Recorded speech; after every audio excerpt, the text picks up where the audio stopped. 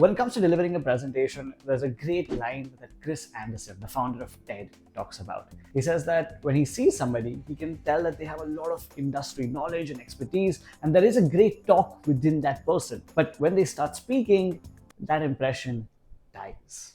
And we want to avoid that because when we enter a presentation, our aim shouldn't be to just give the information out, because then it could be an email or a Word document. The point of it being a presentation is that the way we structure it and the way we deliver it can impact the impression we're making on our listeners. So we need to ensure it's not just correctly giving out the information, but we're also engaging our audience at the right capacity. And for that, we're going to break this video down into 3 critical pillars that will help you do just that.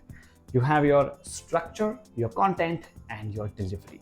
Let's get started. Now, one of the biggest mistakes we make when we present something is we come in with all the knowledge and context because we are the ones who have worked on the presentation. And because we're so close to it and are so knowledgeable about it, that can have a negative effect because we fail to take into account the knowledge and context our audience has. So the first thing we need to do is take ourselves out of the presentation and look at it from a different perspective. And the very first thing that we need to tackle is to ask ourselves, is there a through line in our presentation?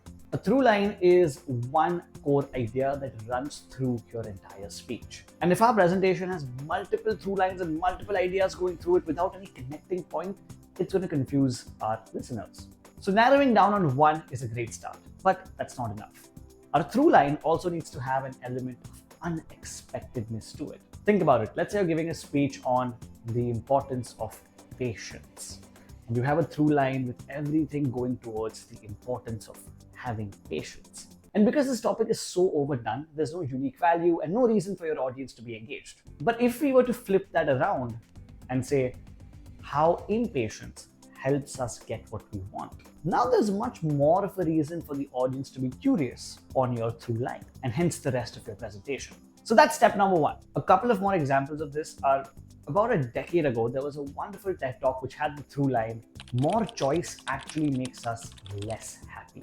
That speech eventually turned into the paradox of choice, which is one of the most popular talks in today's world. There's another example of one of my favorite speakers who had the through line, vulnerability is to be treasured, not hidden from. And that talk turned into this, The Power of Vulnerability by Brené Brown. Both these speeches, because of their unique elements, have now made these ideas mainstream. And it's one of the main reasons these talks are so popular. And once your through line is completed, then we need to ask ourselves, again, looking from the outside in, what is the takeaway from your audience? What do we want our listeners to do after the speech or presentation is completed? If this is not crystal clear, we've failed in most of our job. Do we want them to sign up for something? Do we want to just give them some information so that they can keep it? Do we want them to act on something, think about something? Whatever it is, the call to action should be defined within your takeaway. Simple enough. And the third and final thing you need to have a good structure is your hook.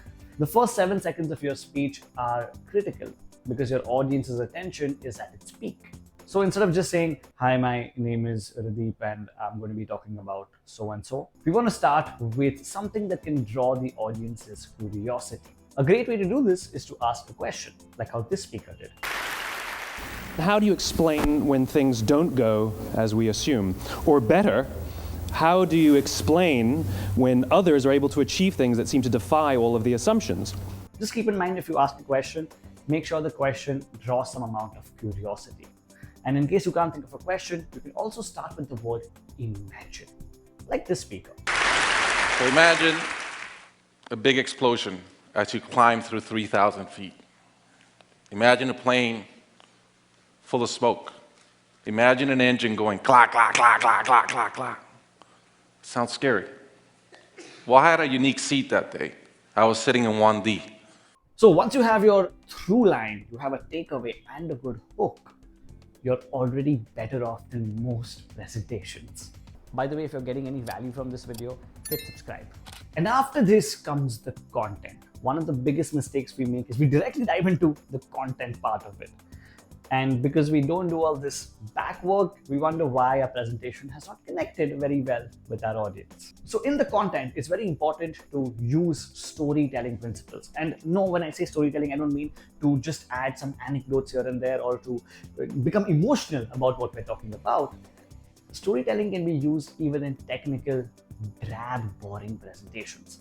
Just apply this framework. It's called a GPS. It stands for goal, problem, and solution.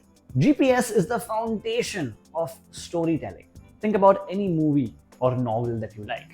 There is a protagonist, the hero of the story, and they want to achieve something, their goal. But if they just went out and achieved that goal, that's not really an interesting story. That's where the problem comes in. The problem is the conflict that prevents them from reaching their goal. And the solution is what they do to overcome the problem to reach their goal. So let's say you're giving a presentation for the plan for the next quarter. Instead of just saying, okay, this is what we want to achieve and this is how we are going to do it, add the problem into the mix. This is what we want to achieve. These are the problems that we foresee, and these are the solutions we are going to use to tackle this problem so that we can seamlessly achieve our goals. It will not only help you look a lot more prepared, but it will also keep your audience a lot more interested as opposed to just saying, this is what we want and this is what we do. So apply GPS. And finally, we have delivery. When it comes to delivery, one of the most important things to work on is our non-verbal communication. Don't just be stiff when you're communicating. Even if you're in a virtual meeting, we need to use our hands a little more. For example, instead of saying, so we're going to be talking about the goals for the next quarter, the problems that we might face, and what we hope to do as a solution to overcome that. You can use your hands and a little more modulation. I want to talk about the goals we have for the next quarter, the problems we might face, and the solution that will help us overcome those challenges. We've created an entire video going deep into hand gestures, which I highly recommend you check out right after this by clicking the link right here.